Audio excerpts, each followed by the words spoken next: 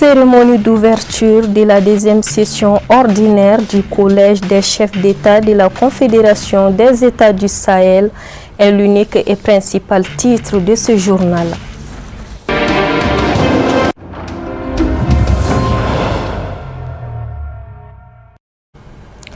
Il est exactement 18h pile sur les antennes de Chérif la télévision. Mesdames et messieurs, fidèles téléspectateurs, bonsoir et bienvenue dans ce journal de 18h.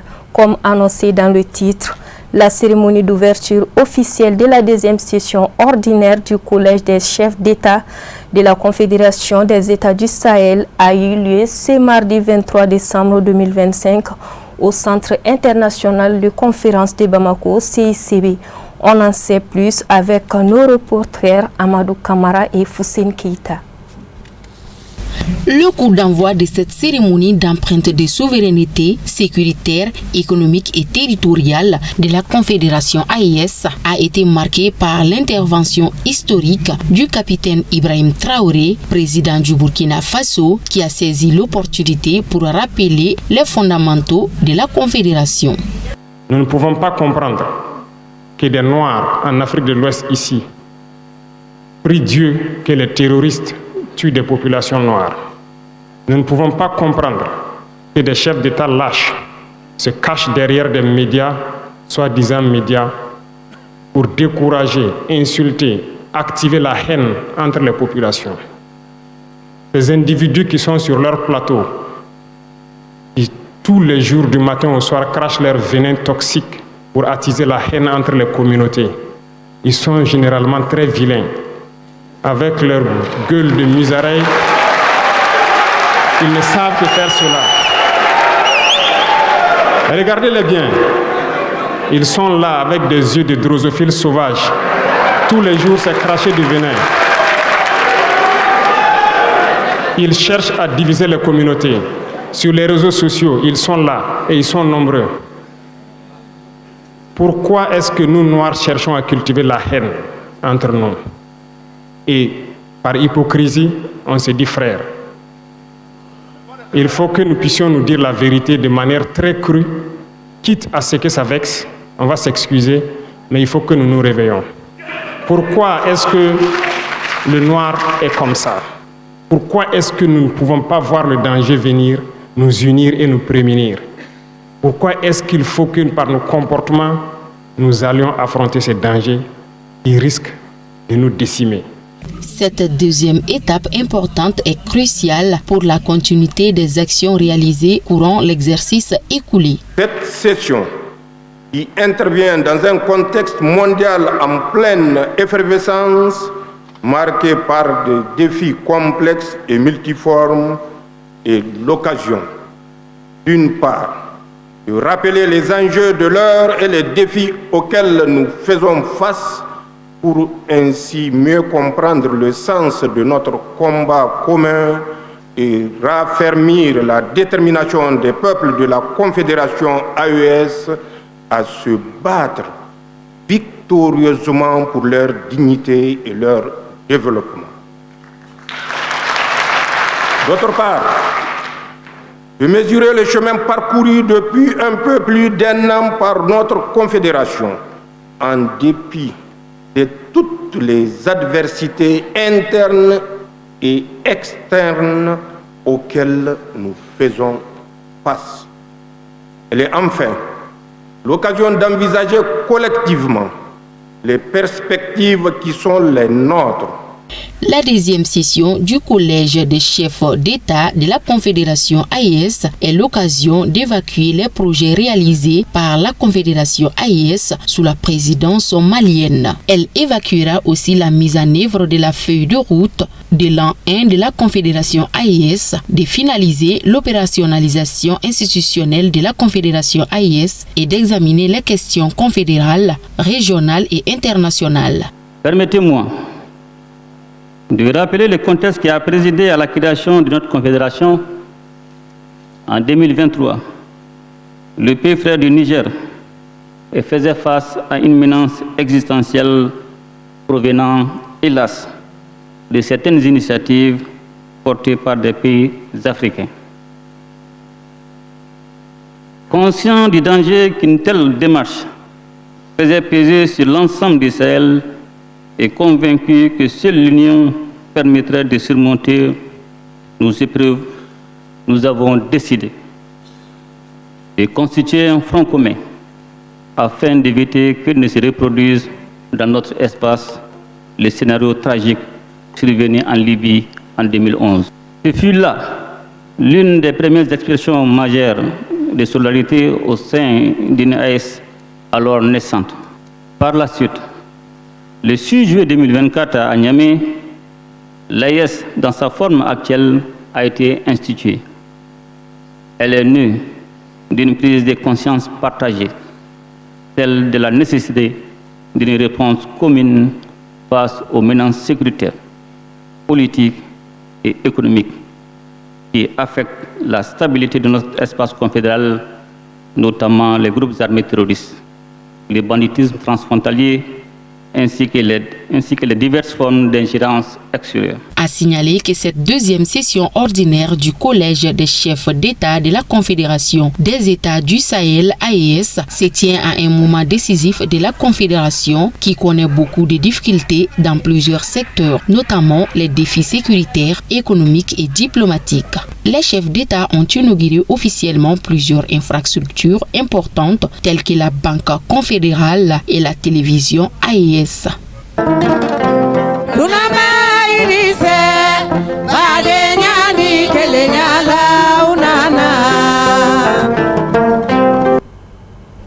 L'association Angabé Mayala a effectué une visite de courtoisie auprès du nouvel archevêque de Bamako ce lundi 22 décembre 2025. L'objectif de cette rencontre était de nouer les liens entre l'association et l'archevêché de Bamako afin de bâtir ensemble un Mali de paix et de vivre ensemble. Le point avec Khadija Traoré et Abdoulaye Sougodougou. La délégation de l'AKBM, portée par son président du conseil d'administration, a rappelé les actions déjà menées par l'association et a mis l'accent sur les objectifs de cette rencontre. Je suis très comblé. Vraiment, je remercie encore infiniment à notre cher père et notre monseigneur cardinal vraiment de nous avoir donné cette occasion à le rencontrer. Alors, comme antérieurement, on a été là, on a été reçu par notre père Jean Zerbo à l'époque. Et cette fois-ci aussi, c'est vu que lui, il lui a remplacé.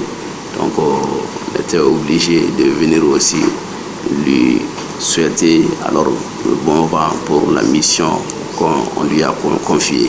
Cette visite s'inscrit dans la continuité des activités de l'AKBM qui, depuis plusieurs années, organise des journées de salubrité, des dons de sang et des conférences débats sur la paix. Le nouvel archevêque a salué l'engagement de l'association, soulignant que la religion, c'est entre les hommes et Dieu et la paix se cultive entre nous. C'est avec beaucoup de plaisir, beaucoup de joie que j'accueille dans cette salle pour que nous revisitions encore ce que nous avons comme projet pour le Mali, les fils de ce pays-là.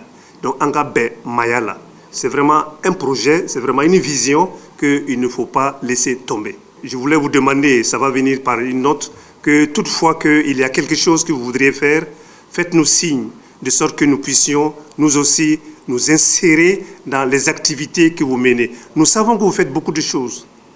Toutes les fois que nous voyons, donc nous avons des rencontres, j'ai donné le cas tout à l'heure d'une ordination de prêtres qu'on a eu à Guénougoré. Vos représentants étaient là, Angabé Mayala, ils étaient présents. Donc autant eux sont capables d'être présents à nos activités, que nous aussi nous puissions être vraiment présents à toutes les activités que vous allez organiser. Ça c'est vraiment un projet que j'ai, de maintenir vraiment ce que les anciens ont commencé avec cette idée, avec cette option d'aller de l'avant pour un Mali vraiment meilleur. La rencontre s'est soldée par la remise officielle d'un document suivi d'une photo de famille symbolisant l'engagement des deux parties à travailler ensemble pour promouvoir la paix et le vivre ensemble au Mali. L'AKBM compte désormais sur ce partenariat renforcé pour poursuivre ses projets de médiation et d'entraide, convaincu que le dialogue interreligieux est un levier essentiel pour un Mali plus serein et uni. Dans le cadre de la suite des activités de l'anniversaire de la fille bien-aimée Fatoumata Zahra du Saint-Prophète Mohamed, paix et salut sur lui, la vice-présidente de l'association Ahiba ou Madame Kane, Lala Kane, a organisé une cérémonie de remise de dons à certaines personnes, notamment des élèves, suivis de la coupure du gâteau d'anniversaire et d'une lecture des prêches. Cette action caritative est composée de sacs de riz, des jeux d'enfants et des kits scolaires, entre autres. La cérémonie qui s'est tenue au quartier Garantibougou a vu la présence de plusieurs militants Ansar, dont le représentant de la famille Chérifla, Seyd Badra, Seyd Bourama Aïdara. Rappelons que cette initiative émane de l'épouse du guide spirituel des Ansar, Fatoumata Traouri. Suivons les propos de la présidente de la dite association. Nous sommes à Garantibougou aujourd'hui pour l'anniversaire de la fille bien-aimée du prophète sallallahu alayhi wa sallam, en la personne de Fatoumata Zahra alayhi salam. Cet anniversaire-là, Madame Kane, Lala Kane, elle organise chaque année à Garantibougou ici. Donc Dieu a bien voulu que nous assistons aujourd'hui à cet anniversaire. Nous ne faisons que la remercier et la faire beaucoup de bénédictions. Et sans oublier Madame Aïdara Fatima Traoré, c'est elle notre guide, c'est elle notre tête penseur, voilà. Et je exhorte tous ceux qui font cet anniversaire-là d'être toujours dans le thème qu'elle choisit.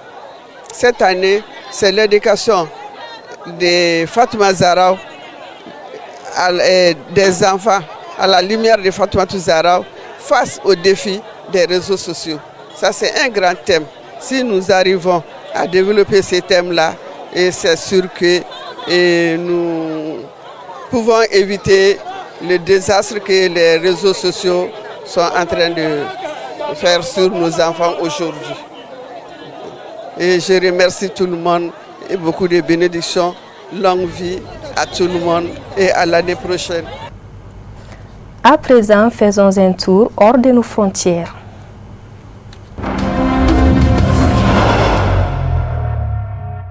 Au Nigeria, les 130 enfants et enseignants libérés dimanche par leurs ravisseurs ont rencontré le gouverneur de l'État du Niger à l'occasion d'une cérémonie officielle.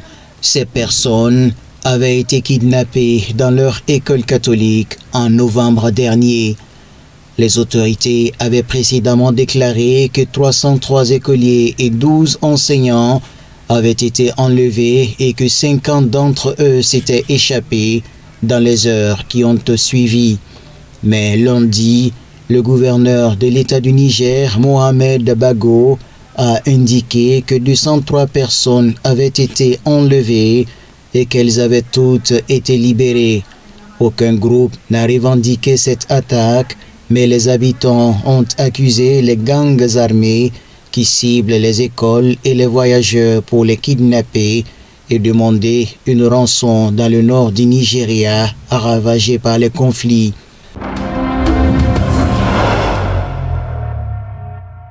Direction à présent le Maghreb, où plusieurs régions du Maroc ont connu durant le week-end un épisode météorologique marqué par des chutes de neige abondantes et une baisse notable des températures selon la Direction générale de la météorologie.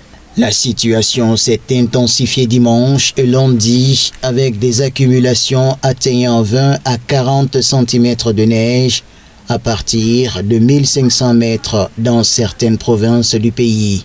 De fortes pluies, parfois accompagnées d'orages, ont concerné plusieurs provinces du nord et du centre du pays, avec des cumuls compris entre 25 et 60 mm selon les zones.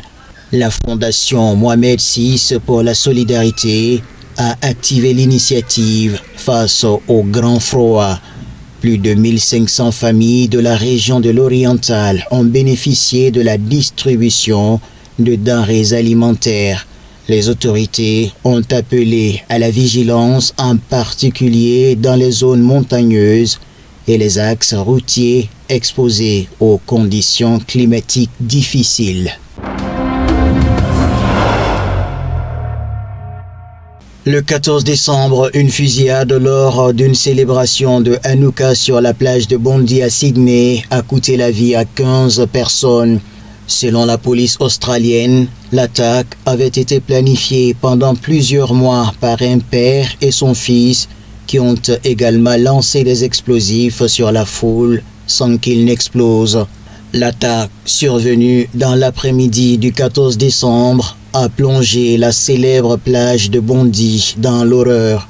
Les auteurs présumés Sajid Akram, 50 ans, et son fils Navid, 24 ans, avaient minutieusement préparé leur action. 2 jours avant le drame, ils avaient effectué une reconnaissance des lieux. La police a également découvert dans leur domicile du matériel de fabrication de bombes, des pièces d'armes imprimées en 3D et une vidéo montrant les auteurs devant un drapeau de l'État islamique expliquant les motivations de leur action. Face à ce drame, le Parlement de Nouvelle-Galles du Sud envisage un renforcement de la législation sur la possession d'armes à feu dans un État où certains détenteurs possèdent plusieurs centaines d'armes. Aux États-Unis, l'administration Trump rappelle près de 30 diplomates. Tous avaient pris leurs fonctions sous l'administration Biden. L'Afrique est le continent le plus touché par ces rappels, avec des ambassadeurs retirés de 13 pays, le Burundi, le Cameroun, le Cap-Vert, le Gabon, la Côte d'Ivoire, Madagascar, Maurice, le Niger, le Nigeria, le Rwanda, le Sénégal, la Somalie et l'Ouganda. L'Asie arrive en 2e position avec des changements d'ambassadeurs dans 6 pays, les Fidji, le Laos, les îles Marshall, la Papouasie-Nouvelle-Guinée, les Philippines et le Vietnam. 4 pays européens sont concernés, l'Arménie, la Macédoine, le Monténégro et la Slovaquie, ainsi que 2 pays du Moyen-Orient, l'Algérie et l'Égypte, 2 en Asie du Sud et centrale, le Népal et le Sri Lanka, et 2 dans l'hémisphère occidental, le Guatemala et le Suriname.